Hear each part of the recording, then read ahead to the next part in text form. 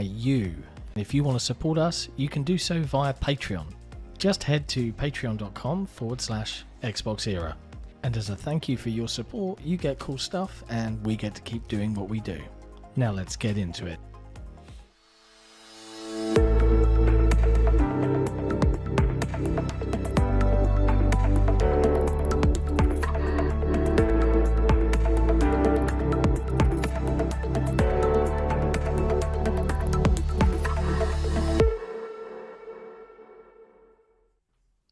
Hello friends and welcome to episode 102 of the XboxEra podcast. I'm Sik Mechanico and I'm joined as always by Special Nick. What's going on? And as always we have Jesse in the background doing all the cool things to make it look fancy. How you doing, Jesse? Good. I am, and I have to apologize, audience, wonderful audience. I'm low energy today. I am a tired, physically and emotionally tired Sik Mechanico. But I'm going to try and, Are we on cheer the wrong myself side? up a bit. I feel like we are on the wrong side. Jesse's. I don't know what he's talking about. We're on the right side now. Everything's fine. Everything's fine now. Even with the Chemical Plant Zone music playing, that didn't pump you up, man. That's the best Sonic track ever. Like, oh, it's the best. Shit is pumping. It is good. So good. It is good. How you been, man? Have you been good? You had a good week? Been playing Kirby a lot? Not too bad. Had a not bad week. Collingwood continues to win, which is great under their new coach. I was at the footy yesterday, dragged the kids there. They were on the iPads by half time. So we are not going to bother taking the kids to the football till they're a little bit older because I just don't think they have the attention span. Yeah. Today's kids don't have the attention span anymore. I don't think they have the interest. But we thought it was a beautiful day yesterday. It was like 24 degrees, not a cloud in the sky. It was only going to be a very small crowd because we were playing against an interstate team. So I was like, we'll take the kids. Why not? Yeah, it makes sense. Yeah. I mean, they had fun. We went to Macca's on the way. They ate their Macca's, went for a walk to the MCG. The first quarter, they were sort of there for it because it's 4 quarters, about 25 to 30 minutes each quarter. So they were there for the first quarter. And they were sort of semi into it. And then they just got over it. It all just fell apart. Just got over it. Well, so I had it's lovely. I mean, you mentioned the weather. The clocks go forward in the UK tonight, so we have to keep this episode up to 2 hours because if it hits 1 a.m. here, it will be 2 a.m. and you'll see these shadows appear or get darker, whatever the case may be today. Yeah. But the weather for the last week in the UK has been glorious. At least it has down in the southeast. Sunny, not a cloud in the sky, hot sunny day. Hold on. What's hot though? What's your hot? Well, okay, it is still March, but it was like 16, 17, which is not so bad cold. Man, so I was cold. opening up all the doors and windows. I was like, because I have a hard and fast rule. It doesn't matter what's happening with the weather. If it hits April 1, the heating gets turned off. I don't care if you're cold. At that point, it's spring, nearly summer. Heating goes off, and it doesn't come back on until October. It's the end of March, so we're a month into autumn here. And today is 30 degrees. And we are a month into autumn. It's 30 today. After this podcast, we are going to my parents down at the beach. I'm jealous, man. And it's March. It's so good. I need to get myself to Melbourne. But I have been loving the weather. And, I had a long day out with the kids and doing all sorts of fun things. And it's Mothering Sunday tomorrow. So they want to get up and do breakfasts and present giving and things like that. So that's what I've got to do. So 2 hours. That's all we're getting, folks. All right. Don't let. Then we'll quickly get these super chats out of the way. Let's get them out of the way. Faisal won't be able to catch the pod live tonight. No, that's sad. Have a great show and please insert Friends reference here. I was watching Friends last night. It was on last night in the middle. Like it's usually on like a Saturday night for a few hours. They played 3 of the last 4 episodes and didn't play the last episode. So it ended on Ross and Rachel alluding to them getting together or whatever, where she was going to take the job in Paris, but that she wasn't going to take the job in Paris. and then they didn't play the last episode. I'm like, as if you do that. What? As if you do that. So there was a broken phalange. Yes, all that stuff. Oh, no. Sorry, then it was the last 2 episodes it didn't play. Oh, okay. It was the 3 before that. Gotcha. TornRaptor. Up the Swans. Well done to Buddy. Yes. Now, speaking of football, Lance Franklin, who's an all-time great player, has been playing AFL for 18 years, kicked his 1,000th goal over the weekend. He's only the 6th player in history to do it. And it's very rarely done. Like it's something we'll probably never see again in our sport because of the way the game is played now. Yeah. And usually what happens in the AFL, when a player kicks their 100th goal in a season, which the last player to do that was Buddy Franklin back in 2008. When a player kicks their 100th goal, a bunch of people run onto the ground. They just invade the ground and surround the player. Everyone celebrates on the ground. It's just something that's always happened down here. When Buddy kicked his 1,000th goal, the crowd in the stadium that night was the SCG. There was 32,000 at the ground. Yeah. When Buddy kicked his goal, at least 20 of them invaded the ground. There's photos. If you look it up on Twitter, it's unbelievable scenes. Just everyone invaded the pitch. And I'm like, I feel like Australia is the only country where something like that could happen.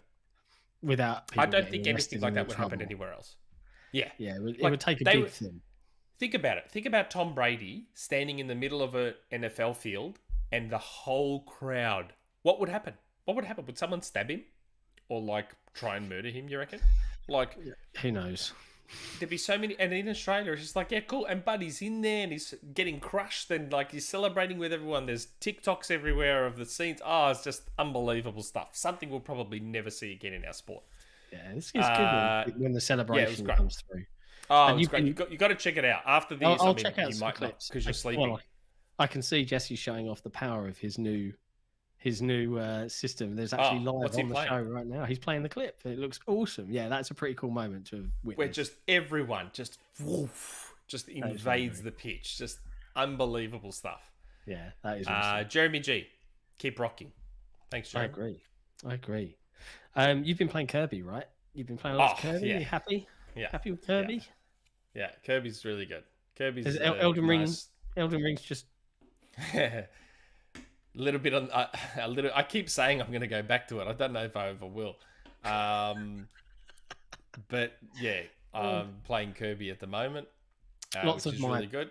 Lots of my pals are still absolutely loving Elden Ring, and yeah, it's nice to see. But I haven't played anything this week at all. The only video game thing I've seen or done is the Halo TV show. Which I have not watched that yet. I will. I plan to. I've got it ready to go.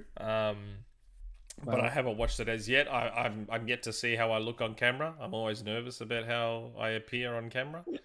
There was a bit where I was watching it and I was like, I really wanted to send you this clip when the helmet comes off. I was like... So did I do okay in my starring role as the Master Chief? Too emotive.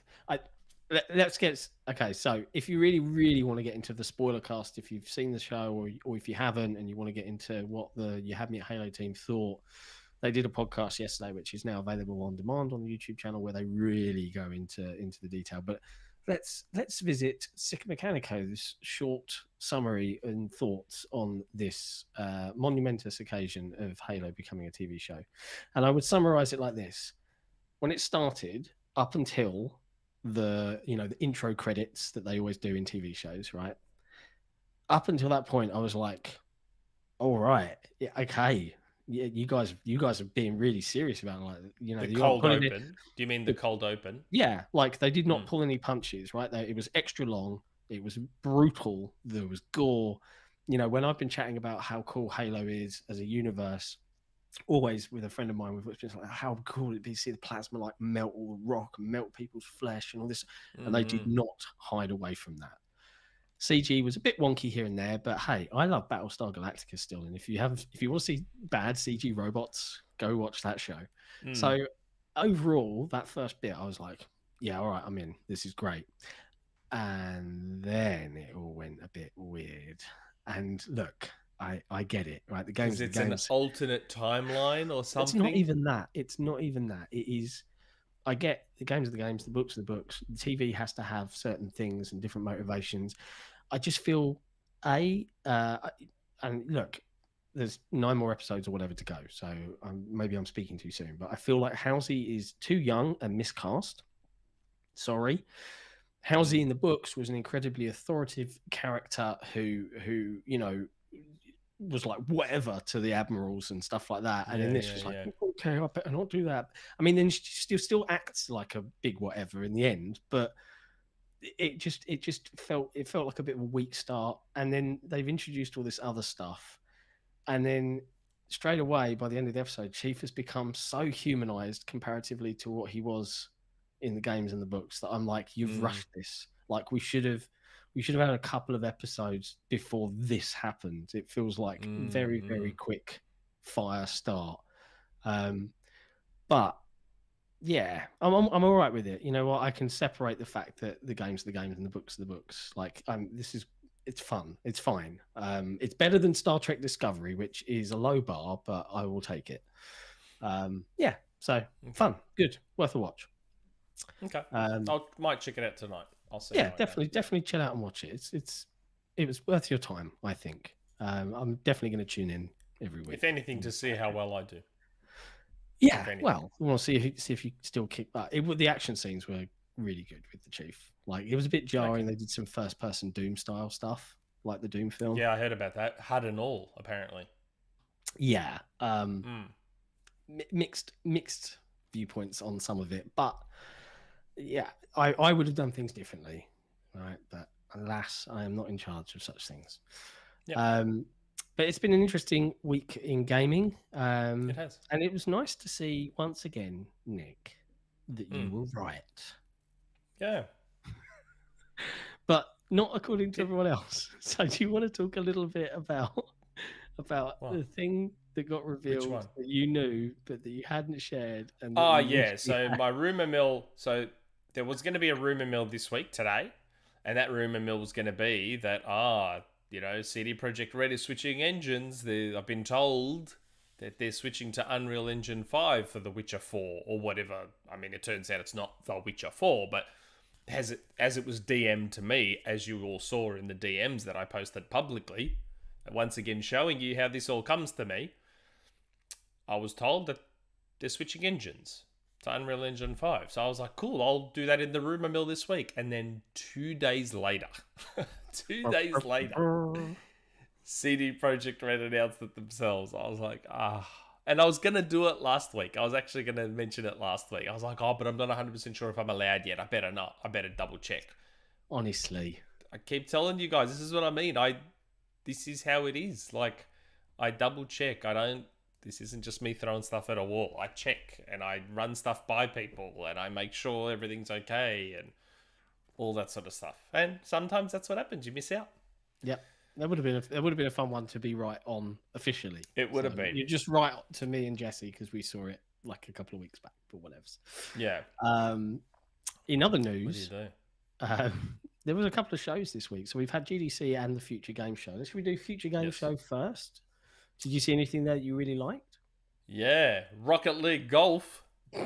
Turbo. I knew that one would be at the top of the list. As soon as I saw this, and then so I was actually at work because I am back in the office on Fridays, and this show was going on at 10 a.m., 9 a.m. my time, and I was in the office.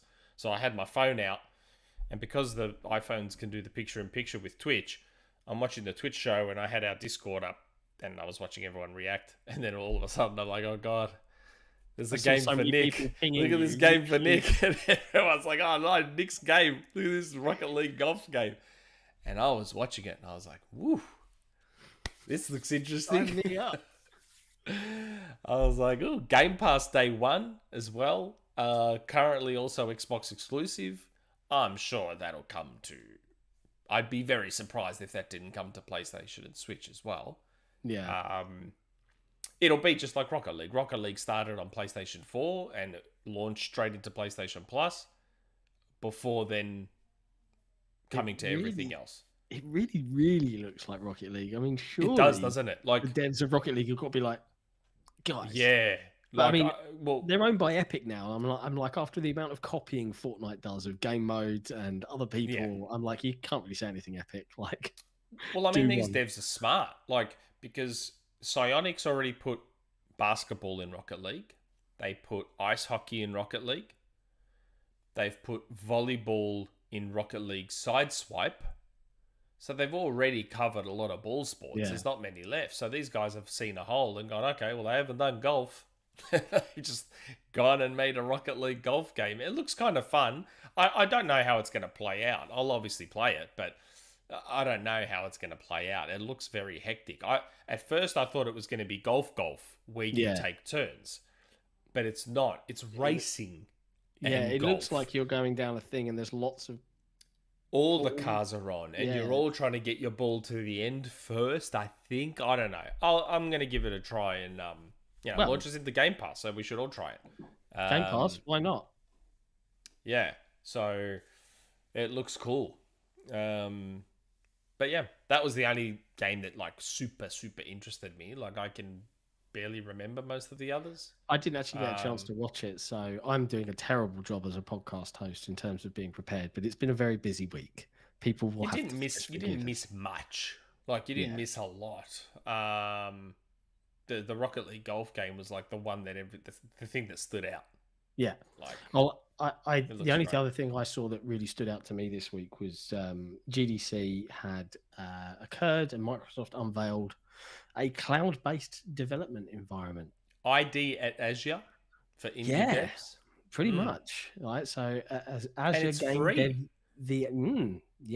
So, and they've got partner technologies in there like Unreal and Quixel and Parsec and Blender and all of this sort of stuff. And it's super interesting. And it actually reminded me a little bit, and I know it's very different because this is more like a real back-end work stack. But I was like, hey, that's now 2 weeks in a row we've heard of cloud-based engines with Ubisoft Scalar that you mentioned last episode. So it certainly seems like, but it's another publishing division and it's headed by Kim Swift, right? So that's from Valve. And if we recall Jeff Grubb's rumor from months ago, 2021, this is the team that is meant to be publishing this new Hideo Kojima game. Allegedly. I haven't heard anything about that. Haven't heard anything about that for ages, to be honest. No, quite right. So little tidbits all sort of coming to life and being born. So I'm certainly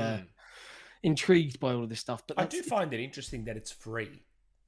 Well, for indie devs. There's two different things, right? There's that dev stack piece, and then there's this publishing arm. So this is a cloud-based publishing arm. So if you think about that in that context, you've got Xbox Game Studios publishing, you've got Bethesda publishing, you've got ID at Xbox, you've got Activision, Blizzard at some point, and then now you've also got Xbox Cloud, Cloud Gaming, whatever their name is. And then you've got all these tech stacks running behind it. I mean, it's great that it's free to use for developers. I mean, like that's how we get cool and interesting things. But yeah, it's just there's lots going on. And then on top of that, Ubisoft have a rumored showcase, right? And there's some more interesting things here. Yeah. And there's a game in there, isn't there? There's a game in that rumored Ubisoft list. Where did we hear about that game? That 2D Prince of Persia game? Didn't we hear about that a while back? Why don't we get a blast from the past and see if we can find out where we heard? Is Jesse ready to play the tape on that one? No. Let's have a look. A 2D Persia game. Let's have a look.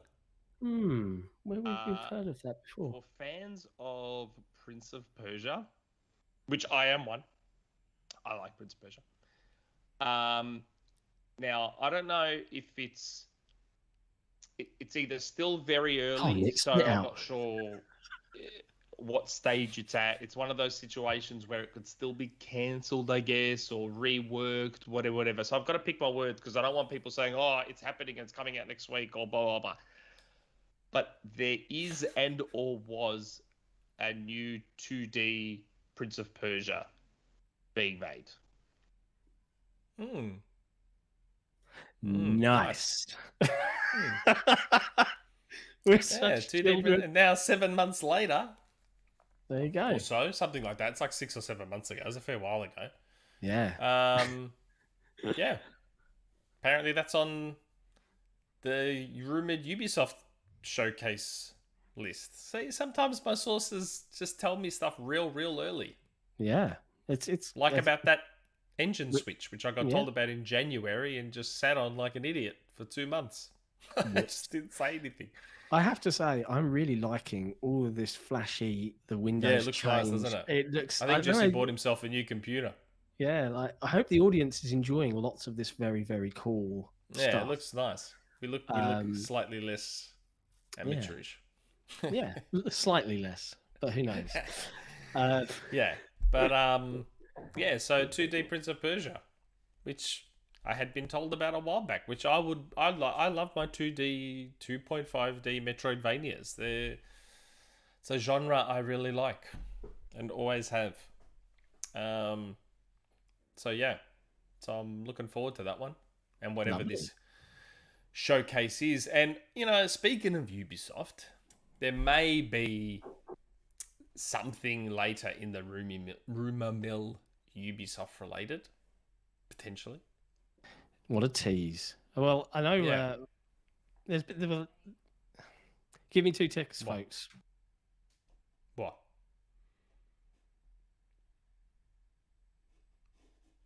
What's he doing? He's just disappeared on me. There's community questions, and I'm trying to see if any of these community questions relate to anything we've been talking to. And from what I can tell, there is absolutely nothing. Can you see anything, Jesse, that relates to what we've just been talking about? I can't see anything either. No.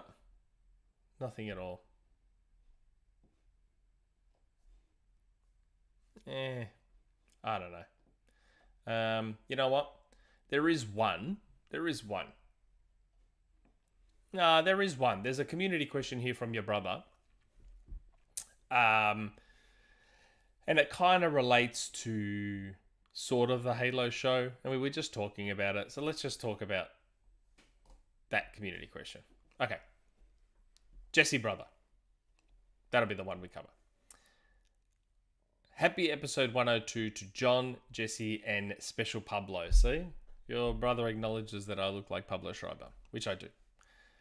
My question is about episode 1 of Halo. Did you guys notice the Mass Effect Easter egg, where a UNSC person on comms said, Commander Shepard, you are requested at the Skillian Response Center.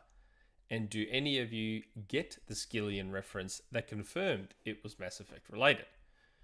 Answer. There was a military conflict in Mass Effect referred to as the Skillian Blitz. Thought that was a cool video game to video game nod. If you could have them do another, which reference from what game would you like? Was there really that Mass Effect reference in there? Is that really in there? I think he's right. I did spot some little references. We should have worked that in back when I was talking about that. I know. That's while you were disappearing. I'm like, well, maybe I'll work in one of those community questions since we were talking about. Sorry Halo. about that. But yeah, was there really a mess? They actually mentioned. Well, I didn't like they did say that line, but I didn't put the 2 and 2 together until I saw it on our forums, and I was like, oh yeah, the Skillian Blitz. I remember that from the character creator. So yeah, it's a cool little nod. Sci-fi franchise to sci-fi franchise. Now I need a Mass Effect TV show. Yeah, apparently it looked like I was talking to myself because Jesse was muted. Yeah. Okay. Because I'm seeing people in the chat that are like, was Nick just talking to himself? I mean, I do talk to myself, but that's a separate issue. Yeah. But this is whether I was talking to myself live on the podcast.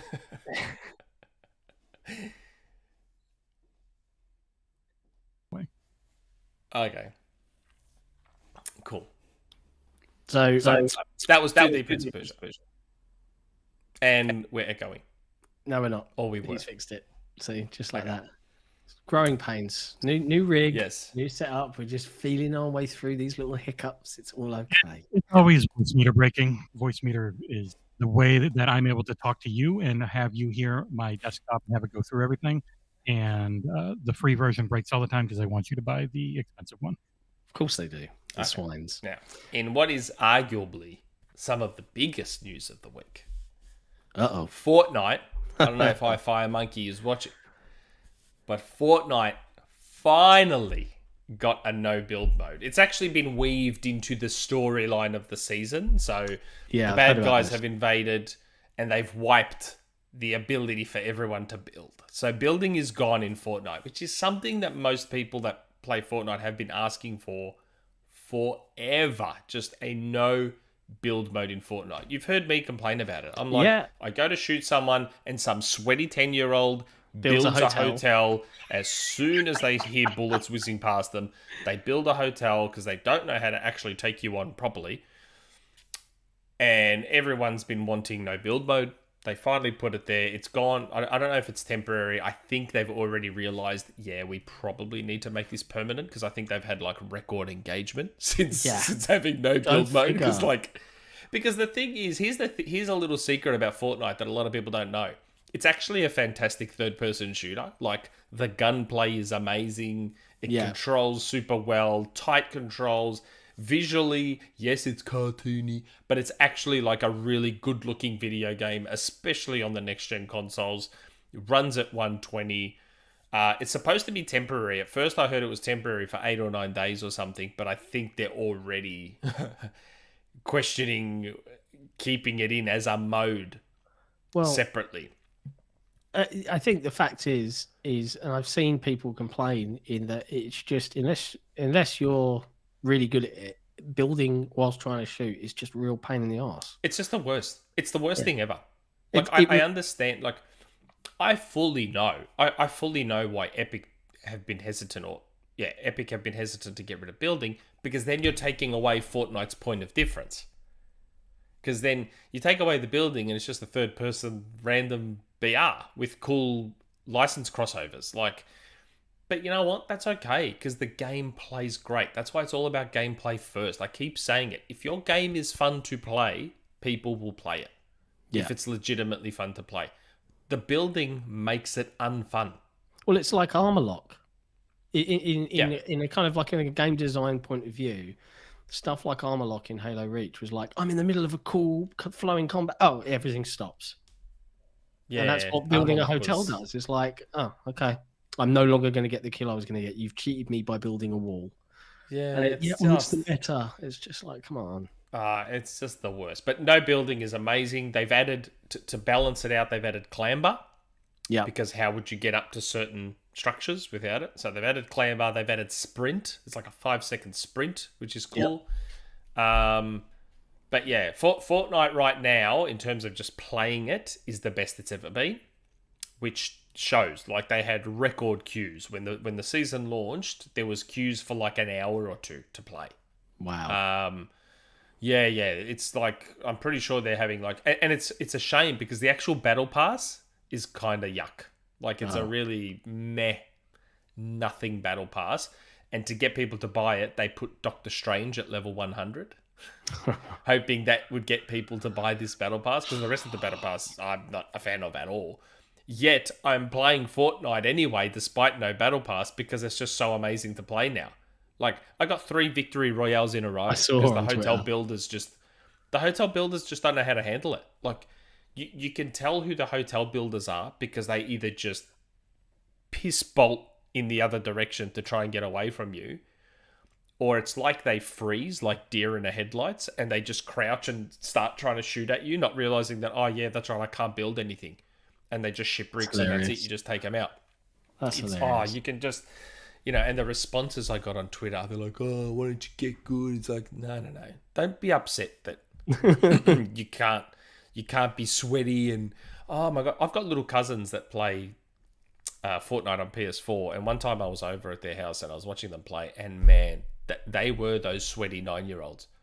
Oh. Bullets came past, and all of a sudden, this is what they were doing. Like, I'll get my controller. They were on their dual shocks. And they're going. And the hotel just appeared. I'm like, what the hell? How did you just do that? Like, I don't understand. This is all I saw them doing on their controller.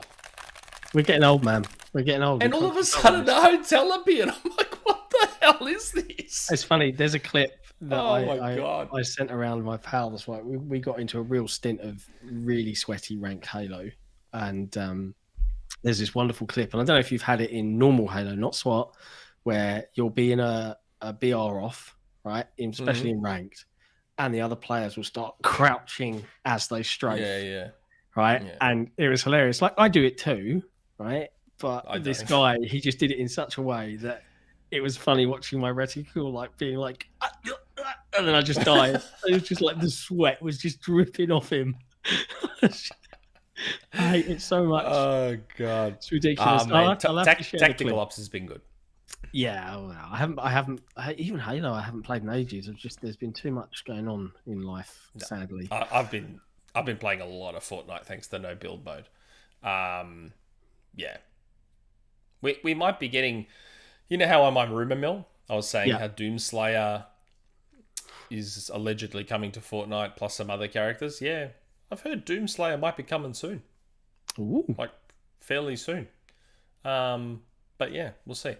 But speaking of Fortnite, something cool that Epic and Microsoft are doing, I think they're partnering up and all proceeds are going to Ukraine. Yeah, I think Epic announced it first, and then Microsoft said, "Yeah, everything earned through." And let's be specific here. This isn't Microsoft saying everything we earn. This is everything that is earned by Fortnite on our platform. We will also contribute towards Ukraine. You know what they should have done if they wanted to make lots of money? What? Every time someone does this, every hotel that is built, every hotel that gets built in Fortnite, they build a hotel to, that's what they should do. To donate, they should donate. What? Just, I don't know, man. I feel like marketing campaigns around what is basically a really horrific world event would not go down well. Like, but isn't that what this is? Is it marketing or is it just charity? I'm hoping it's just charity. I hope it's just charity. I don't want to be a negative Nelly. No. But, either way, any help, any funds that can help those folks out. I read... So is it... I wish I knew 100%. Is it all Battle Pass proceeds via PC and Xbox? I think it's anything earned by Fortnite. Any Fortnite funds, I presume. So anything on their microtransaction store. That would be a lot of money. It would be. Yeah. I think they announced it was already over 70 million. Yeah, that's great. There you go. Yeah, that's really a lot of money. Speaking of the Ukraine war, I did see something on Twitter that was mocking Vladimir Putin, and it was Mass Effect related. I don't know if anyone saw this. It was I am the. Oh, where is it? Let me find it for you. It was. People will know this if I say it. You ready? You ready? Here we go. I'm just waiting for my my WhatsApp to catch up. It goes, I am the very model of a Russian major general. My standing in the battlefield is growing quite untenable. My forces are equipped and given orders unequivocal. Did not expect the fight to be remotely this reciprocal. It's brilliant. Like, this guy just... I'm sure the reference is wrong, but I know that from The Simpsons. It is also... It's lots of things, right? But but what's the original reference? Oh, it's a song. It's a song. But the reference for gamers is Mordin in Mass Effect. But I just love it. The lyrics for it. I used to have a tank brigade, but now I have lost several. My fresh assaults are faltering with battle plans extemporal. I can't recover vehicles, but farmers in a tractor can. It's all becoming rather reminiscent of Afghanistan. Brilliant. Oh, God. Absolutely brilliant. I know that from The Simpsons. Yeah. When Homer's... Yeah, when Barney is trying to become an astronaut. He sings that song to prove that he's sober, and then Homer tries to do the same thing, saying, "Oh, there once was a man from Nantucket," and then he just smashes into the wall. Yeah, that is classic Simpsons. Is back when the Simpsons was really good. It was still like so good. Oh, I love it. But yeah, so I'm loving all of the mockery of Vladimir Putin and his attempts at taking this over. He's been cancelled, apparently. He's upset that he's been cancelled, like J.K. Rowling. Dude, seriously, what are you saying? Oh, jeez. What an idiot. But yeah, God. If you find me near some, weird radioactive poison at some point later on in life. You'll know why. He saw this podcast. Yeah. What else have we got? The biggest news of the week, talking about Fortnite. Godfall is finally coming to the Xbox platform. It's not launching into Game Pass, but instead will be launching as a £70 game in the UK or something. Weren't we all like really super pumped for Godfall to come to Xbox? Wait, I'm really confused. I was told... Is it going to work though? No, well, Godfall was only possible on the PlayStation 5 SSD.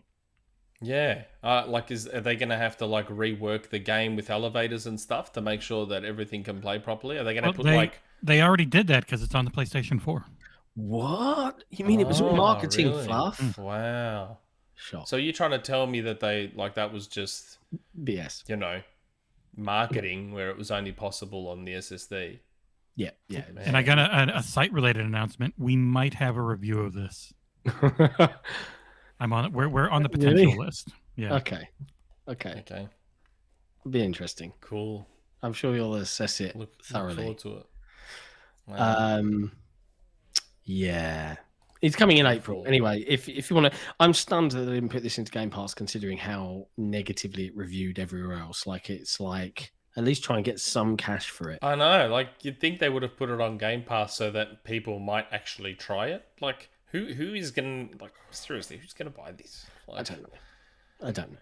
Especially it's at full price. Yeah. Well, that's because it's the Ultimate Edition. It's got all the incredible DLC. Oh, yeah, okay. Jesse, you almost sound disingenuous. Cool. Oh, well. I'll tell you what, though. The real best piece of news, it wasn't Fortnite. It wasn't Godfall. It was some really weird, furry Xbox controllers. What are they thinking? The Series S looks cool, though. The black Series S with the Sonic ring and Knuckles and Sonic in it, that I think looks okay. But those controllers are... Oof. They must be so uncomfortable to play with, and hair would get caught in the sticks. But it would avoid all the oils and stuff from your hands, and you wouldn't get the shiny oils all over your controllers. But having said that, are we showing them? Have we got them up? Yeah, they're on the screen. They look so bad. Like, those controllers are... Man, they're hairy. They're like hairy Sonic and hairy Knuckles. Man. Like... I entered the competition, though. I did enter the competition. Of course you did. I just love the fact that, in these quiet times, Microsoft have always got several thousand controllers to announce. Like, always. Come on. They have good controllers. They do have good controllers. It's just... I'm not sure about the big furry. I mean, I'd want one for novelty purposes, really, at this point. Yeah. Do you like the font I found, John? For it's this horrible. week's episode. Yeah, there's so many of them. It's for furry communities. It's really something. Well, it's funny, we actually have a community question related to this. Then. So we may as well weave it in since we've got it. Into the Cade Forever. Yeah, Cade Forever. Good day panel. 2 questions for you. Is Phil Spencer catering towards the furry erotic fetishes market with his Sonic controllers? 2, how long before we hear the horror stories of disgusting sweaty gamer hands pulling out the fur from the controller after hours of use? Well, yeah, that's exactly what we were talking about. Yeah, I mean, let's be clear. I don't think specifically Phil Spencer is enabling or catering towards the furry community. But maybe someone at Microsoft thought this was really funny. Certainly someone in the PR team's having a bit of a joke here. It is amusing, but yeah.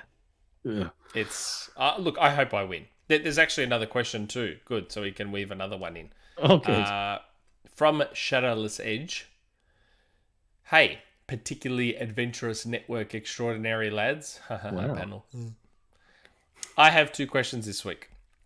I am particularly keen on the sequel to Sonic. Yes, that I enjoyed the first movie. I enjoyed it. How funny is it going to be that, like, where Sonic is a disaster in terms of games, Sonic's movies are going to be the best video game movies, like, by a mile. Like, those Sonic movies, like, let's be real. That Sonic 2 movie is most likely going to be a very good video game movie.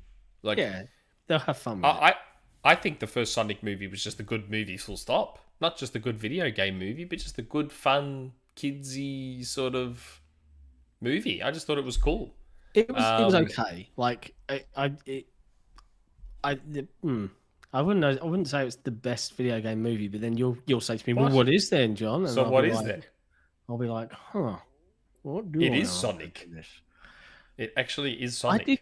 I didn't mind. I think I enjoyed Detective Pikachu more.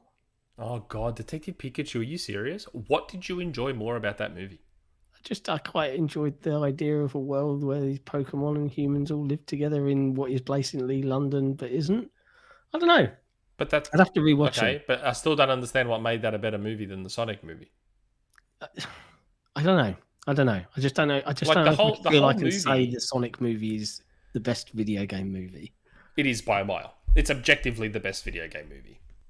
Like, I've said this before. The whole Pikachu movie falls apart when the movie is asking you to believe that a son doesn't recognize his father's own voice. Very unique voice. Like, it's just... Yeah. Especially a voice as unique as Ryan Reynolds. Like, Ryan Reynolds' voice is immediately recognizable, right? Yet we're led to believe that Ryan Reynolds' son does not recognize his own father's voice. Yeah. I'm just like, come on. Come on. Yeah, I suppose that's true. That's a big glaring... It's just so silly. Hole. I mean, you think, though, if they hadn't have delayed Sonic, the first movie, to redo the CG to make Sonic... would have been a whole different ballgame. It would have been. So... It would have been a whole different ballgame. Because people, regardless of what the movie was about, regardless of the CG, regardless of anything, people wouldn't have been able to get past how bad Sonic looked. He did look really bad. Let's get back to the question. Yeah, sorry. I'm particularly keen on the sequel to Sonic. When I watched it with my daughter, we loved it. I assume he's talking about the first movie. Yeah. But I cannot keep myself from comparing it to Hop or HOP in my head. Yeah, that's exactly what I thought as well. Have you seen Hop? No, what's Hop? James Marsden seems to just star in movies where he teams up and has a CG animal companion. It's just seems to be what he does. And Hop is an Easter movie with James Marsden with Rabbit, who is the son of the Easter Bunny, voiced by, I believe, Russell Brand. And it's a pretty terrible movie. And I think that's probably why I've made that statement that I don't feel like Sonic is the best video game movie, probably because it reminds me so much of Hop in the back of my mind. But yeah, go watch Hop and then go watch the Sonic movie. Seen Hop. It's weird. Never it's not seen good. Hop. I did watch Ron's Gone Wrong. Have you seen Ron's Gone Wrong? I have seen Ron's Gone Wrong. I liked that a lot. It was good fun. That was a cool little film, Ron's Gone Wrong. I thought that was really good. I liked it. Have you seen Turning Red? Yes, that's good too. Now, I put that on and I thought it was great. I was really surprised at how, out there it was in terms of talking about puberty and, menstrual cycles and things like that. My kids, they're 7 and 4. They were like, what's the big deal? What's those things they're holding up? And I'm like, ask your mum. Oh, my kids didn't get that stuff. Like they didn't even bring it up. They didn't mention it. They were just. I love the style they went for. Yeah, it was really the way they blended elements of anime. Yeah, anime style. Like even Astro Boy, and like they blended visual elements from like even Astro Boy into the CG stuff. I thought that was really cool. No, it was good. Yeah. Some very adult references in there as well. The best kids movies have the stuff in there for adult the references to smile at. The mother's red panda was like the big gigantic monster. I was like, oh God, how is this not causing more of a disturbance? Yeah. I was like, oh man, that's going to get some people upset. Yeah, I wonder if there were lots of immature male Disney animators in there. I just thought that was pretty funny. It was a good movie. It was a good movie. Okay, we're still on like the second line of the question. Sorry. But those controllers, oh boy, even looking at them makes me uncomfortable. If I wasn't such a collector, I would write them out of history. Anyways, given the opportunity, what would be your dream controller design / collab with a branded console? And my second question, do you think there will be as much traction with Game Pass Ultimate if Spartacus does not have first-party titles on day one? And do you think they'll use third parties as day ones? This is an interesting discussion. We know so much to cover here. Let's park Spartacus as a separate conversation in a second. And do the dream collab controller console thing. Well, I kind of in a way got mine, which while you're saying yours, John, I'm going to go grab mine because I kind of got it. What would be my dream collab as a controller and console? I mean, I honestly don't really know. I don't buy limited edition things anymore because they sit behind stuff. So I haven't got an answer. And here's Nick with his. Titanfall. I have that pad. And the console was cool too. They did a console, but I think only staff got it. Yeah, I don't think they sold the console. Which, man, I would give anything to have one of those Titanfall consoles. But yeah, Titanfall, best multiplayer shooter of all time, has this controller, which is very, very good. It's a good controller. It is. I had the COD Advanced Warfare one. That's the best Xbox One controller. I had that, and I sold it for a lot of money. Yeah, because they're very, a lot of money. It's beautiful. Yeah, it's a really, really solid controller. Otherwise, I'm trying to think. A Crackdown controller and console would be great. I put up a picture of the staff-only Titanfall console, and yeah, it's nice. Gorgeous. It's so nice. It's so nice. That's probably it for me because of how much I adore Titanfall. But of ones that don't exist, I think a Crackdown 3 or just a Crackdown franchise controller and console could be nice. Like a Series X, like I envision a Series X, just a very minimal Series X, very deep purple in color, and then you've got maybe just a nice clean ring of all the orbs around, all the different types of orbs in a pattern. The button would have to make the orb sound when you press the orb sound. Like it would just have to do that. A Crackdown console could be. I mean, I know it's boring and simple, but the very design of the Series X could effectively be 2 Minecraft blocks of fun on top of each other, and if they did that really well, it would look great.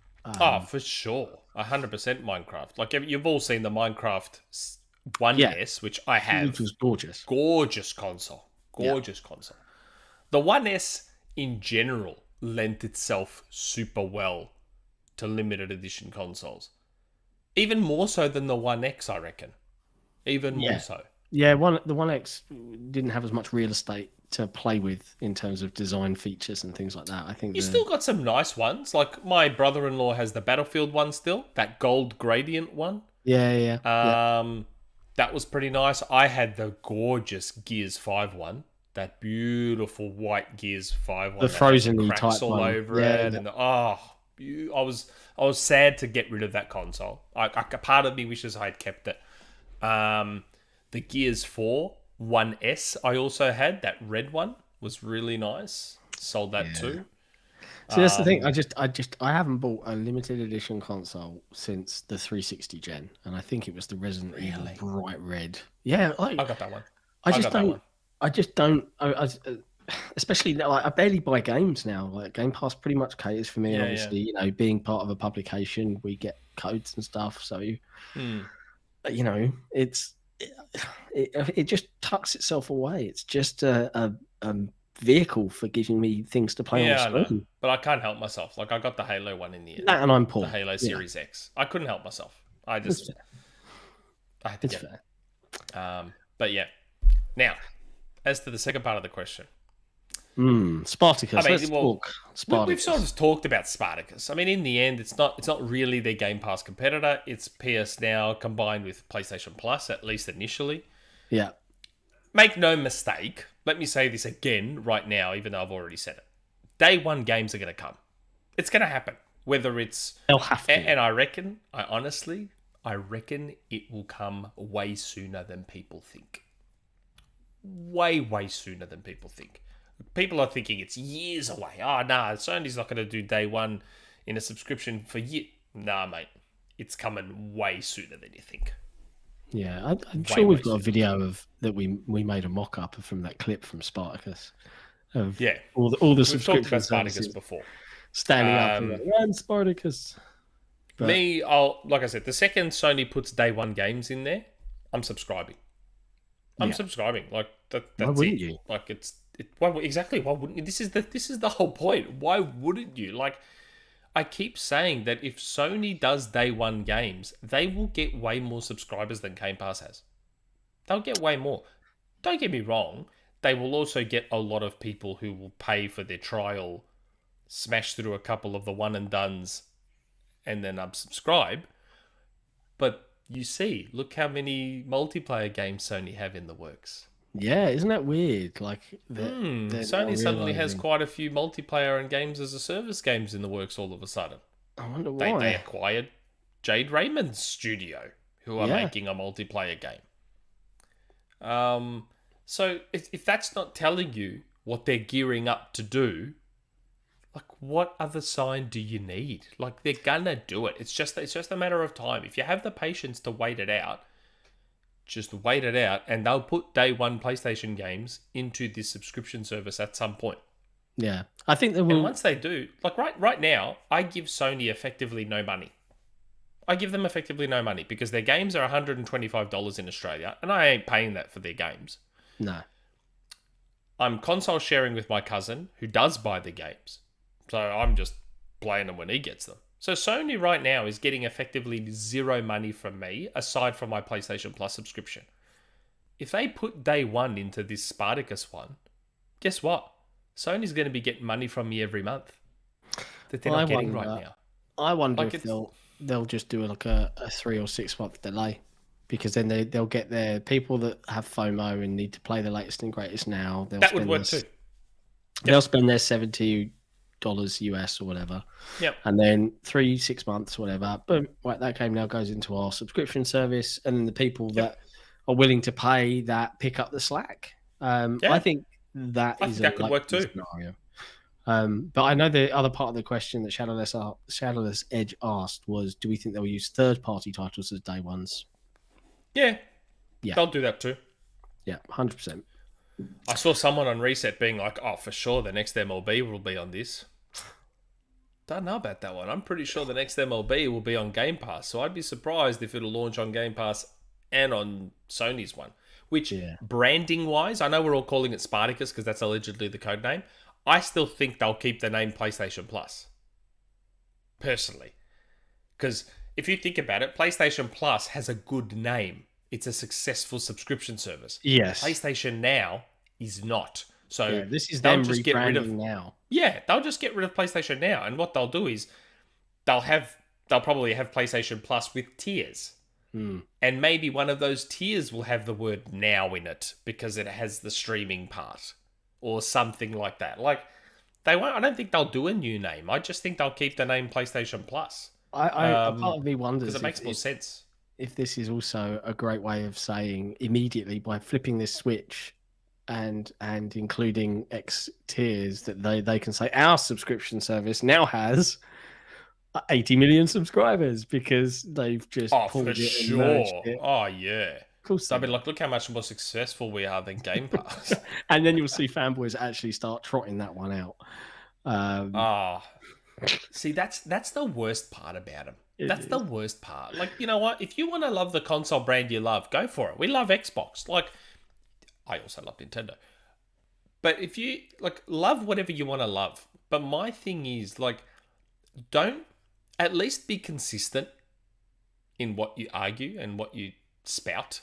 Yeah. Like, don't sit there ripping on Game Pass constantly only to then flip to how amazing subscriptions are once Sony does it. That's all. If you hate subscriptions, then always hate them. Yeah. Don't... Same way I hate internal batteries. And I said on this podcast, I hate that they put an internal battery on the Elite 2. I hate it. Yeah. I wish they'd never done it because that gives my Elite 2 a shelf life. where guess what? I still have my Elite 1, and I'll be able to use that Elite 1 in 10 years, 20 years, 30 years. I'll still be able to use it. Well, why? External batteries.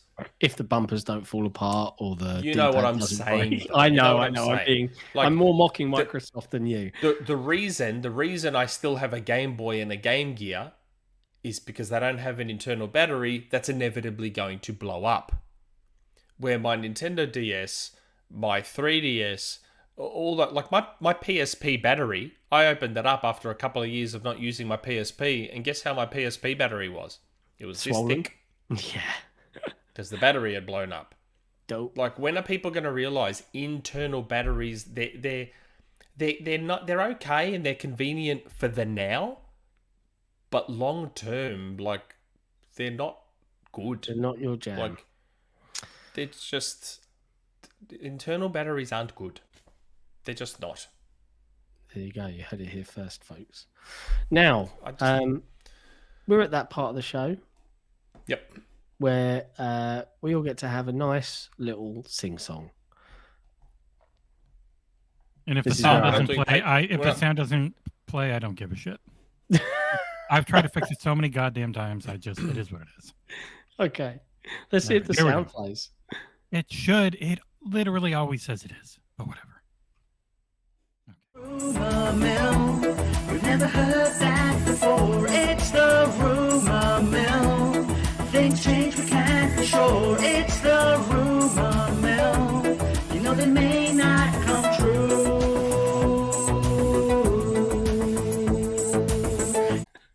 He must be spitting feathers. With a new computer and everything. This was supposed We're back. to Oh, look, it's back. He's doing the thing. We're kind of back. You're back. Yeah, I don't know why my display adapter just decided to turn off and I couldn't see anything. The whole point of a new computer was supposed to be that this sort of stuff doesn't happen. No, but see, I told you that's the thing with computers is they just always break. I literally did nothing. I was just watching the video and then all of a sudden, display's turned off. No clue why. Wow. Scary stuff. But we're back and it's Rumour Mill time. So, Nick. It is Rumour Mill time.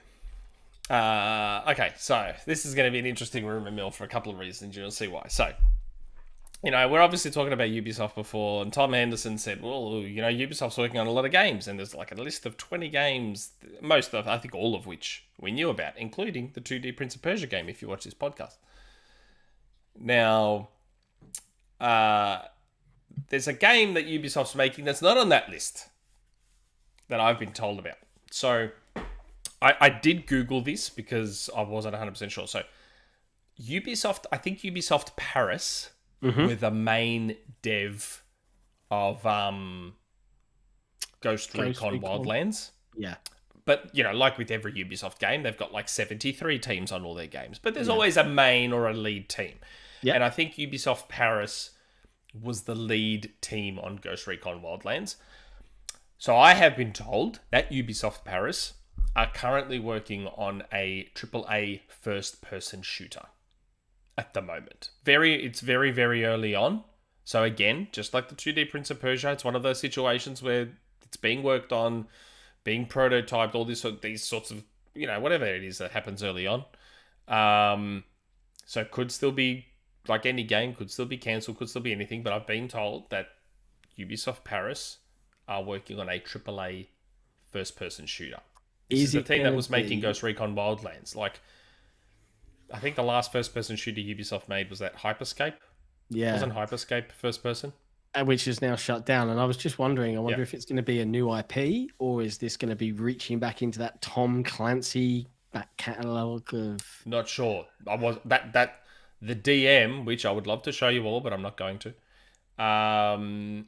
Because that DM has other info, which could point to things. I'm not going to show it. They just said AAA first-person shooter by the Ghost Recon's Wildlands team. Which I think is Ubisoft Paris. Played quite well. I think it just didn't... I didn't play. I don't know. It didn't... I think it had a free weekend and I had it a little go and it was like, oh, cool, open world. But... I've played like 40 or 50 hours of it at launch. It was a very bad game. And they've done the Ubisoft thing of making it a much better one over the last few years. Yeah. Go figure. They've had some like Splinter Cell add-ons for it as well, haven't they? If memory serves. Jesse Brother is saying, don't we already know about this FPS? I don't know. Do we? It's news to me. Henderson's list? I don't know. But do we? I haven't heard of it, but yeah, there you go. I don't know. That's just now we know. DM that I got. I don't look enough into this stuff to know. But yeah, that is what I got told. So now, yeah, I was going to go with something else. A little bit of a story here. I was going to go with something else in this week's Rumour Mill, and I had a chat. You're thinking about doing it, aren't you? No, I don't think I am going to do it. Look, there was a game/franchise I was going to talk about in this Rumour Mill. It was something I was very excited about. Hold on a second. You okay? Yeah, something went down before I was ready for it. Oh, there's no water in here. There was another game/franchise that I was going to talk about. And it rhymes with Mandalorian. Does it?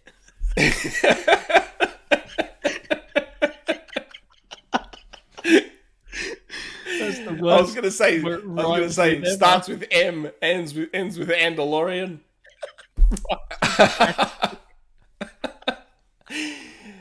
Oh Christ! But I've decided not to. Yeah. And this is just more proof of the fact that I don't just throw stuff at a wall and don't just do this stuff for clicks. Like, I got a whole bunch of info about the Mandalorian game, something we haven't heard about for a while. And I did bring up a lot of the info I received. I brought it up with my OG source that first told me about Mandalorian. As many of you will remember, I got mixed up. And I inadvertently talked about a Mandalorian game way earlier than I should have, because I thought a Funko Pop was a Mandalorian Funko Pop, which turned out to be the Arbiter. And so the source at the time was like, oh, well, if Phil's got a Mandalorian Funko on his shelf, just mention that there's a Mandalorian game. My bad. I haven't really said much about the Mandalorian since then, but I have received a ton of stuff about this Mandalorian game. Great stuff. Like, trust me, if this was me chasing clicks, I would just say all this stuff, because there would be so many articles tomorrow with this, and this would be massive. But I ran it past my OG source and said, oh, this is what I've been told about Mandalorian, A, B, C, D, blah, blah, blah. And they're like, you sure you want to go with this? Interesting. And I'm like, why? Do you know something counter to this? And they're like, no. But if you say this and it's wrong, you will never. No one's going to let you forget it. No one is going to let you forget it. And I'm like, ah. The fear's got to him, folks. And I'm like, the social media abuse, I'm too scared. I'm too scared. So what I'm going to do is I'm going to wait. I'm going to hold off. I'm going to try and get more confirmation of things. Yes, for those of you asking, it is about who's making it. It is about all sorts of things. Yes, Navi, I probably will get scooped.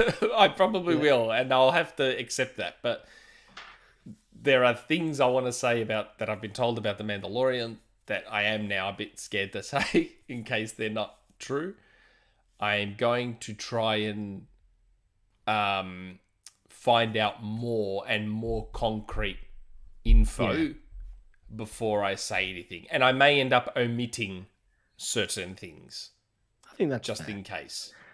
Look at all these guesses in the chat. Yeah, I know. I like I said, it's frustrating because I was so pumped for this Rumour Mill, and then like literally maybe 3 days ago, my source is like, "You sure you want to do this?" He sowed the seeds of doubt. If this is wrong, no one is like. Look how long Elden Ring hung around with me for. Look how long Elden Ring hung around. Everyone was giving me crap about Elden Ring for like a year and a half. Oh, didn't you say Elden Ring was going to be at the Xbox show? Like, when I'm wrong about big stuff, it sticks with me for ages. So I was like, you know what? This Mandalorian thing, if it's all true, it's massive. Like, if it's all real, it is huge, which is why I was so excited, because there's going to be like 1,000 articles and Blah, when blah, you blah, said blah, what you blah. said, I'm well aware of how big this is. Like, I'm well aware. Yeah, And like when you that's why I was said what you excited. said, my eyebrows were like, Yeah, and I like, did a I'm well Millhouse aware. right off my face. But then my OG source just put the fear of God in me and was like, if you're wrong about it, ain't nobody gonna let you forget about it for a long, long time. So I'm like, Chat, you'll have to just let Nick do a little digging, do a little confirming. So I'm gonna reach out to more. I'm gonna reach out to more people. I'm gonna reach out to more sources. Try and get more concrete info before I come back again with Mandalorian stuff on a rumor mill. I'm sorry. Yeah, but I think that's fair. I think that's so. Come on, chat. It's good. Let's be fair. The fear of the backlash is more powerful than my excitement over what I've been told. One is overriding the other. My excitement is like, because we've been talking about wanting a Mandalorian game since before my rumor mill about it. Like, yeah. That was a teaser for a rumor. No, the rumor mill was that Ubisoft Paris are making a AAA first-person shooter, but then Nick thought he'd just talk about the other the element. Ghost Recon Wildlands team, I've been told, is working on a AAA first-person shooter. Very early on, very early in dev. And as you saw from the 2D Prince of Persia, that was like 7 months ago. So sometimes stuff takes time. Yeah. Darkwing Duck. Duckwing Duck. Yeah. But yeah, so look, I swear to you all, I'm going to do more digging about the Mandalorian stuff to find stuff that's more concrete, because it's true. My OG source was right. If I'm wrong about this stuff, none of you are going to let me forget it. And all I'm going to hear about is how wrong I was. Where right now, at least I'm currently right. There will be a Mandalorian game, so no one can tell me I'm wrong about that one. Yeah. But I don't want to say all this other stuff unless I'm more sure about it. We'll find a way. Trust me, you'll all be very happy if this is all real and it's legit, you will all be very happy. I assure you. I think that's the best way you could say it. I can promise you that you will all be happy. All right. But yes, that's the rumor. There you go. That's the rumor mill. So we're at the point in the show where we like to take a moment and thank our wonderful patrons, who, without their support, none of these wonderful things and some of the technical delays would be possible. We owe you a lot of thanks, and we appreciate your money. We appreciate every one of our patrons. You're all absolute legends, but particularly our tier 2s and 3s, whose names are running at the bottom of the screen at the moment. Love you guys very, very much indeed. If you're watching this show for the first time or the 102nd time, is that a thing? And you're not supporting us on Patreon, but you think you might consider dropping a cup of coffee to do so. 102th. You can do so by visiting patreon.com/XboxEra. Now, as part of patrons' perks, they get access to the Patreon Lounge where they get to throw us some community questions. We've chucked a few in as we've been going along. Yeah. And we're now going to tackle the rest to close things out for this week. So what have we got first? And it's funny. I reckon the source that reached out to me about the Mandalorian stuff, they watched the show. And I reckon they're going to see everything I just said, and we're probably going to have a chat about it later. Okay. TornRaptor. G'day team. I am nobody, and I bought Crackdown for the game and not the Halo 3 beta.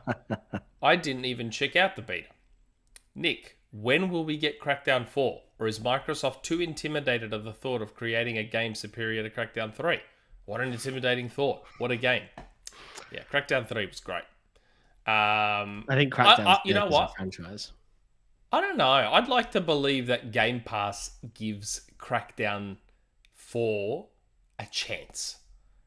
I'd like to believe. Because remember, we are now new Microsoft. Crackdown 3 was under old Microsoft in terms of how they treated studios and how they developed games and all that. Maybe under new Microsoft and with all these studios they have and all these really good partnerships they have, maybe Crackdown 4 has a chance. There's been rumors floating around for a while now, especially since last E3, about Microsoft looking at Avalanche because they're working with them on Contraband. Maybe that's going to lead to an acquisition, blah, blah, blah, blah, blah. Imagine they do buy Avalanche. And they're like, wow, we have this studio that does open world action, destruction, crazy games. maybe we Yeah, get that alright. studio to make Crackdown 4. Okay. Yeah, in that world, in that. Do you know what I mean? universe, Yeah. Okay. I wouldn't say no. I just, if they're going to make another Crackdown, they really need to pay attention to what made the first game. Like, because Crackdown 3, there are things that the team got right with Crackdown 3.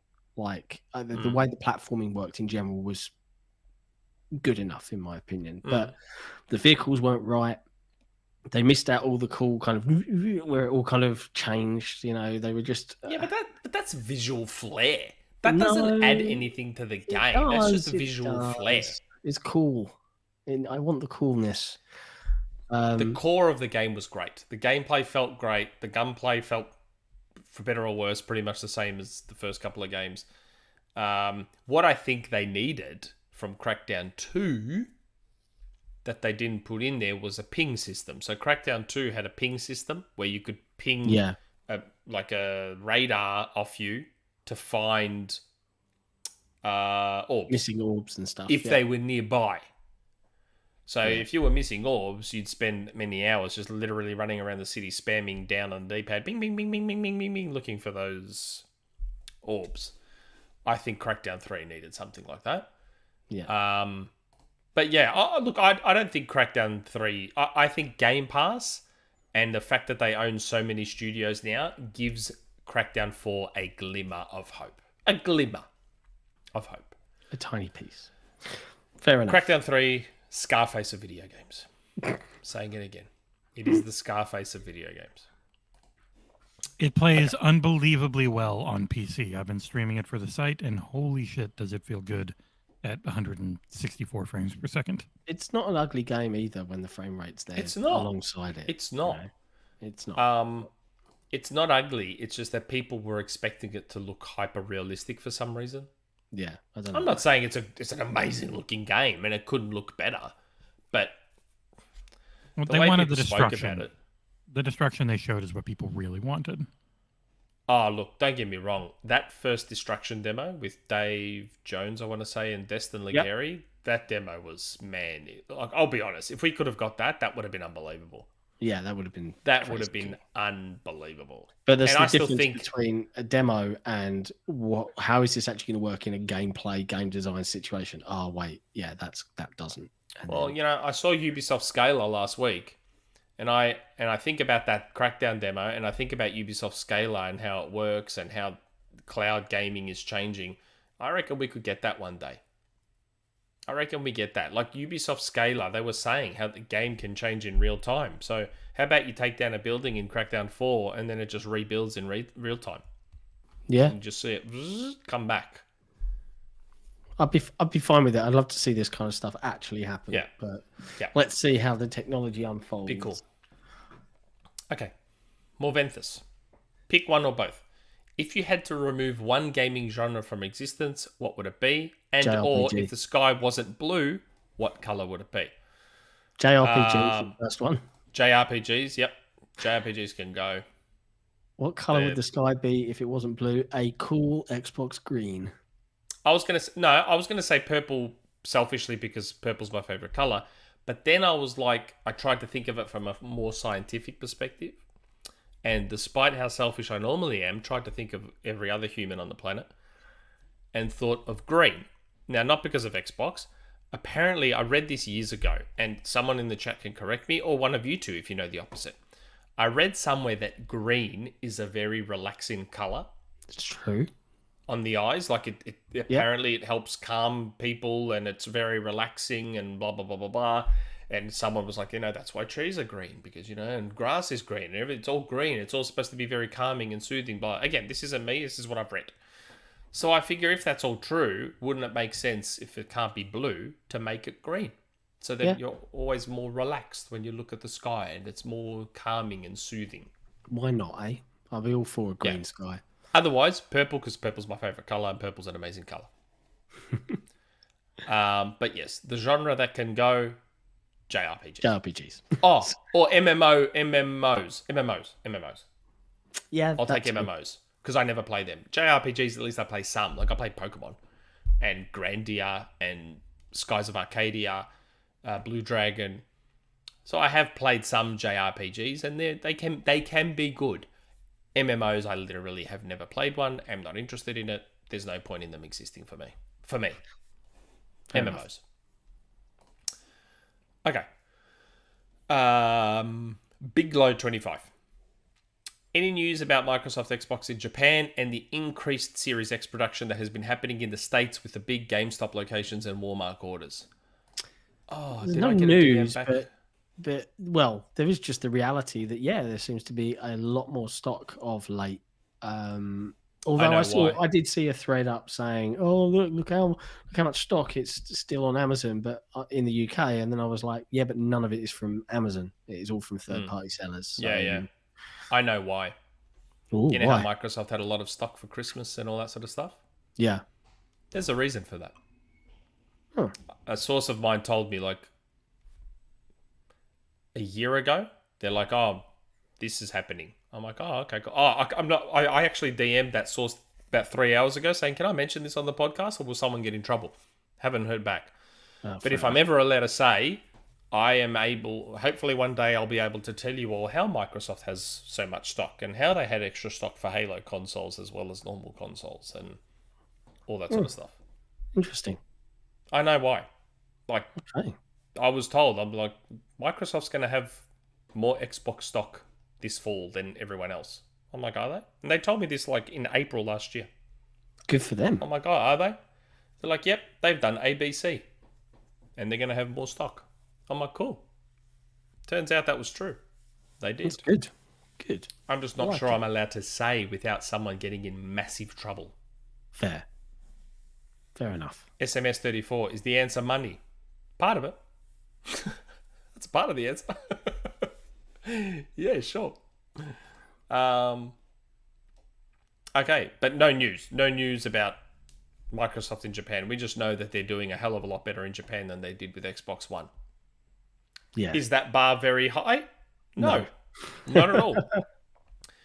I reckon I've bought more Xboxes than they've sold in Japan. But that's a separate issue altogether.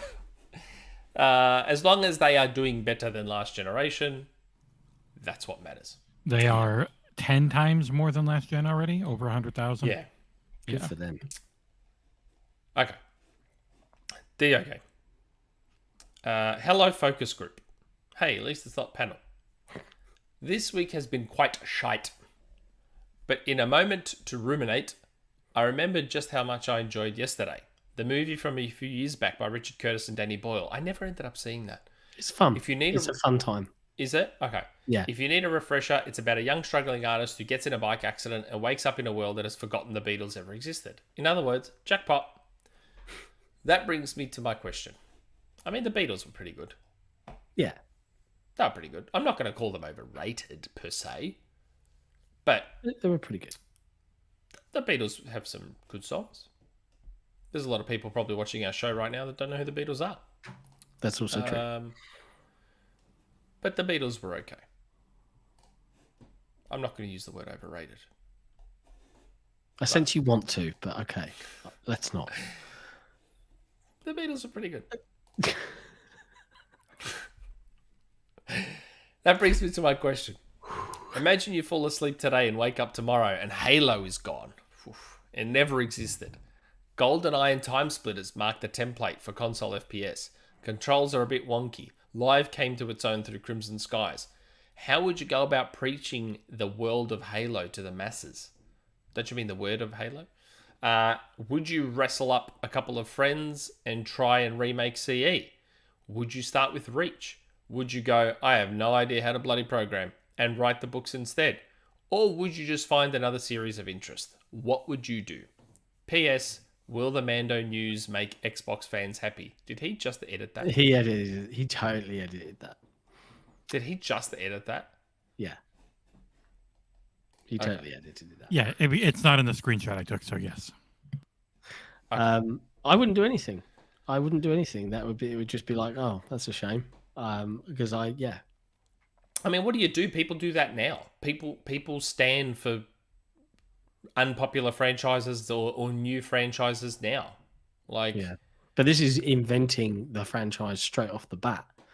And I would Is it? I would say, yeah, it's basically. But it says, saying, how would you go about preaching the word of Halo to the masses?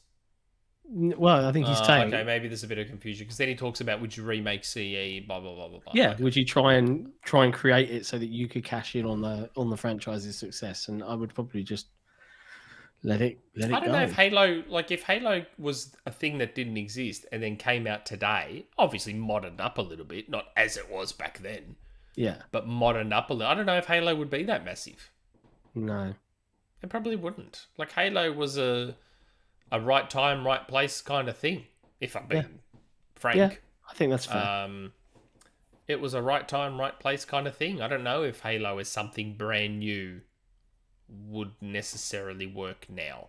If first person shooters hadn't evolved, because you could argue that if Halo never happened, then all of the evolutions of regenerating health that Call of Duty brought into it when it did its thing, and all the other FPSs that have tried to ape on Halo wouldn't be there either. Yeah, so it would be a very different world.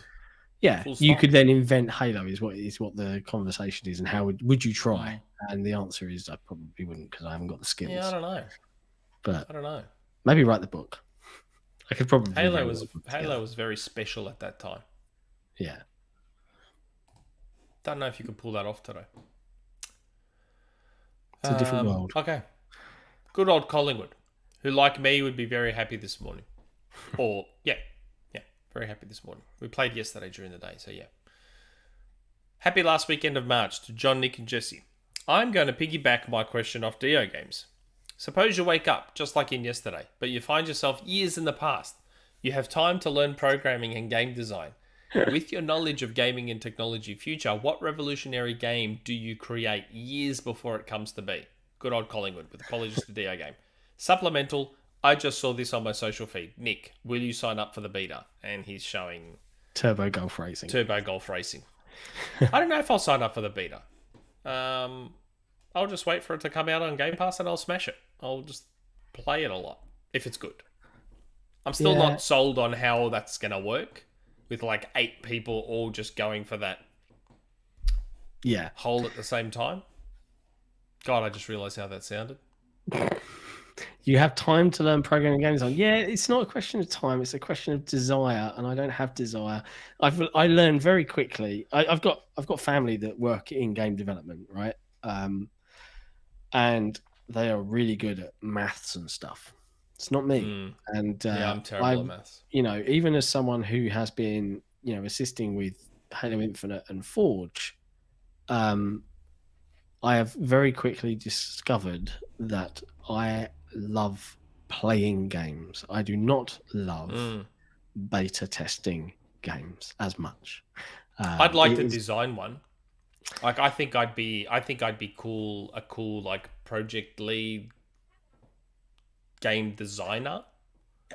But the coding part, like I went to uni and I was doing computer programming for a couple of years and I was okay at it. But guess what? I kept failing maths. Like, I'm not good at maths. Like, I'm real bad at maths. And you need to be pretty good. I think you need to be pretty good at maths. I think you've just got to have a certain mindset, and that isn't me. Yeah, I like stuff like game design and, like, system ideas and just general kind of, like, wouldn't it be cool if? And then trying to bring those to life with people that are clever that can take your ideas. Yeah, I'm an idea man. That is an avenue. That's definitely me. Even then, I just I've seen Halo Infinite in ways that no one that is playing right now has probably seen Halo Infinite, and that is how games often exist for months and months and months before you actually get the game in your hand. And the magic of games is the end product, and by developing them I feel like you lose a bit of that magic, and it's just not a world that I have any interest in pursuing. So I just wouldn't try. Fair enough. That is what it is. Having said that, there's a really easy one you can do. You could just rip off Hearthstone, make a bunch of money before it ever comes out.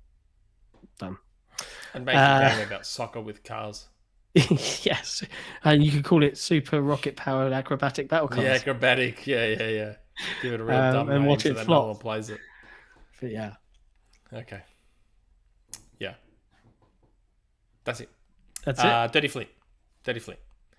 Hello, panel. You wake up one day to the big call. It's Phil Spencer, and he wants you to head up his newest project, breakfast. He's outside and he's hungry. What are you making, Phil? I'm ordering Macca's. Wow. I mean, or there's this super nice dish, which anyone who follows me on Twitter will have seen me take photos of a lot of the breakfasts that I eat at this fancy restaurant near my house. Yeah. And there's this beautiful mixed berry waffles that they make, which they've taken off the menu now, and I am devastated. They replaced them with these pancakes. And I love pancakes. I make them for my family every now and again. I love pancakes. But this dish, it's like, I don't know. Like it's they not put your jam. this orange syrup thing on it, which gives it a funny taste, and it's just these and the funniest part about this waffle berry dish is that I actually don't like any of the individual ingredients.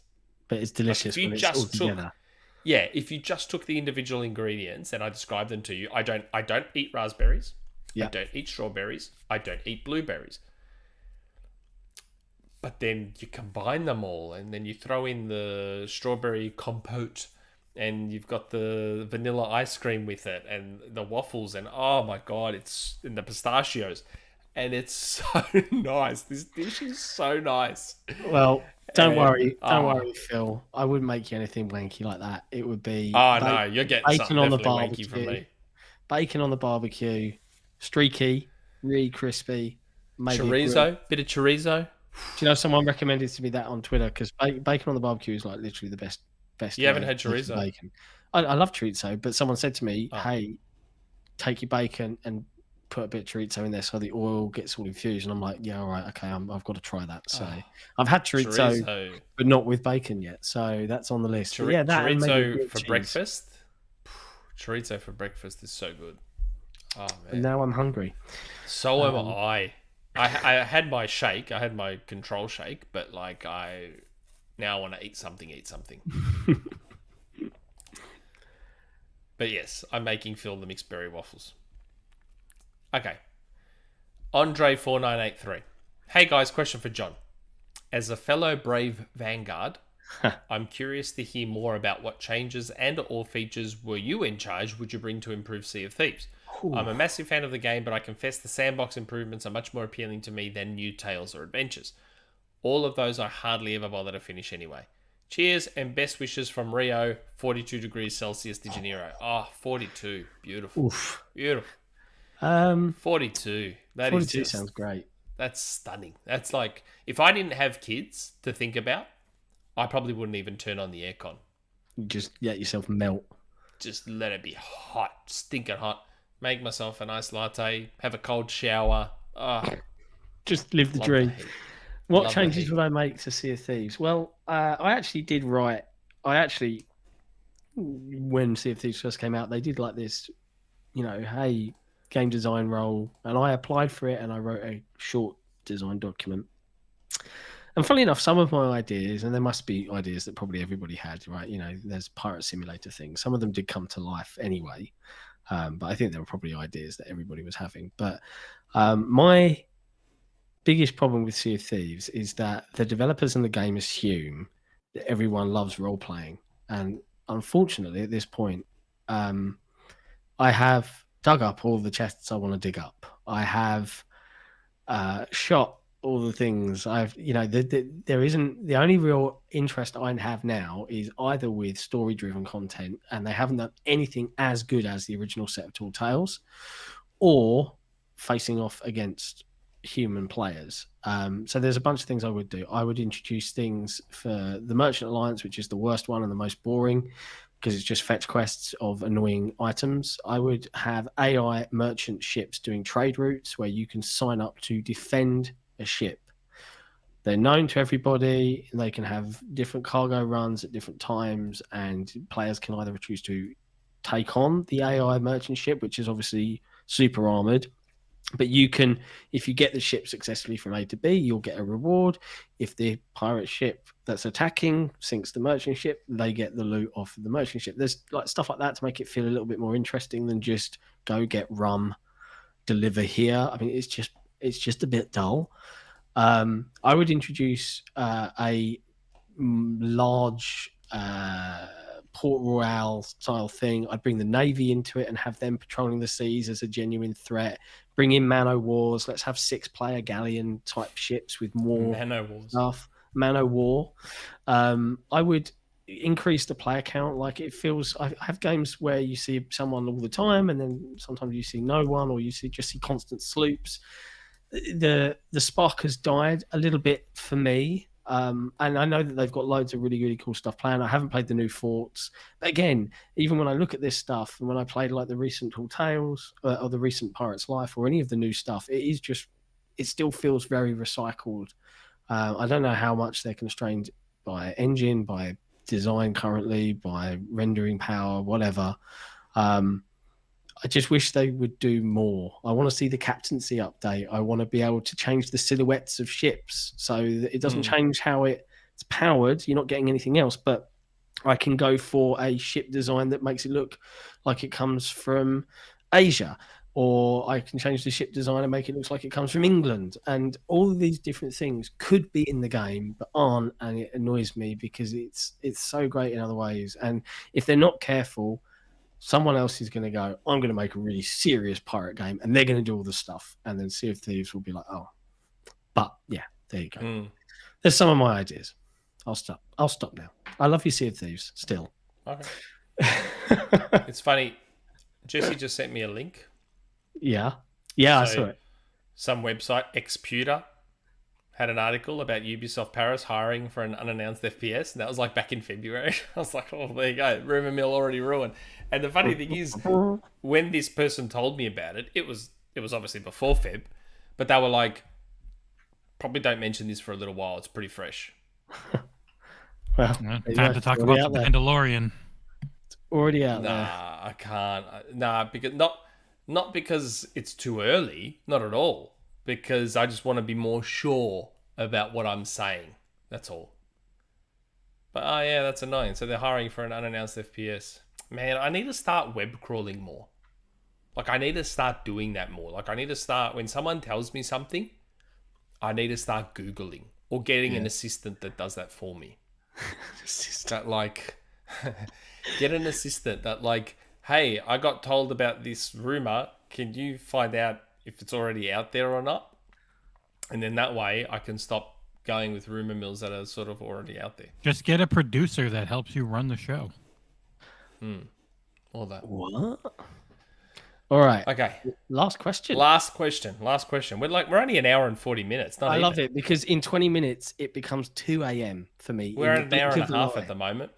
I love it. Which is I love very it. short. Although, is it going to be 2 episodes because of the break? No, it didn't break. It carried on in the same instance. Yeah, it's good. No, thankfully everything restarts fast enough. We're good. But it does mean for our U.S. audience that we're back to 6 p.m. next week. Just a heads up. Yeah. We just got to remember that for the tweet. Yes. Okay. Phalaxis. Morning, grumpy old men and Jesse. Nick is Walter, John is Jack. I haven't seen Grumpy Old Men. What's a game series you'd like to see in a different genre? Gears Tactics, for example. Maybe something like a Doom platformer, Wolfenstein Isometric RPG, etc., etc. It's a good question. It's a good question. Gears is a survival horror game. I know that's still third person over the shoulder. Yeah, but it would be a much more interesting twist on Gears. I would like to see. I'm trying to think of let's think of a really good one. A genre change. There's a big one for Xbox that people have been begging for, and that's a Halo Mass Effect style RPG. Yeah, that is a really good one. Banjo-Kazooie, but turned into a gritty sci-fi action adventure game. What about? And then they'll call it Banjo 3, and everyone will be really, really annoyed. Perfect. You know, it's funny you brought up Banjo. Someone posted something on Twitter, and I can't believe I never thought of it before. You know how everyone compares everything to Breath of the Wild? Yeah. Banjo did it first. What with nuts and bolts? Banjo Nuts and Bolts is one of those open world, do anything you want, lots of systems going on, you can stuff around with the physics, da-da-da-da-da. And that was like back in 2008. Yep. There's even an ability in Breath of the Wild that was in Nuts and Bolts. Wow. Like, and I never thought about it like that. I was like, oh yeah, Nuts and Bolts did all of that Breath of the Wild stuff first. You should do a YouTube retrospective. Like, see if people agree. Realize. Like, yeah, Banjo, and that was 2008 on Xbox 360 hardware. Like, yeah, it was pretty as well. Most people would argue the Switch is barely above the 360 hardware. But yeah, it's funny, and I saw it on Twitter. I'm like, oh my god, that's so true. Banjo did so much of this stuff first already. But they didn't make it a Banjo game that people wanted, unfortunately. So it is what it is. It is what it is. Genre change. I mean, you could have a Banjo kart racer. It's kind of been done. No, it hasn't. Well, he was in Sonic and Sega All Stars Racing. He was. So he was an Xbox exclusive character. But you have Rare and you have Banjo and you have all that stuff. Why not? What else? They own so many IPs now. I know. Maybe they'll surprise us and do some crazy stuff later this gen, and we'll just be like, oh, wow. I can't wait to do the E3 live show. Like, that is, you realize in like 3 or 4 days, it will be April. We're like 2 or 3 months out, and we'll be doing a thing where we're all getting in, and we'll be watching and reacting live with the community, and we'll all be freaking out at all the kind of cool rumors and shit. It's going to be great, and it's going to be a really good. It's going to be a good E3 this year. I keep calling it E3. I think it will be.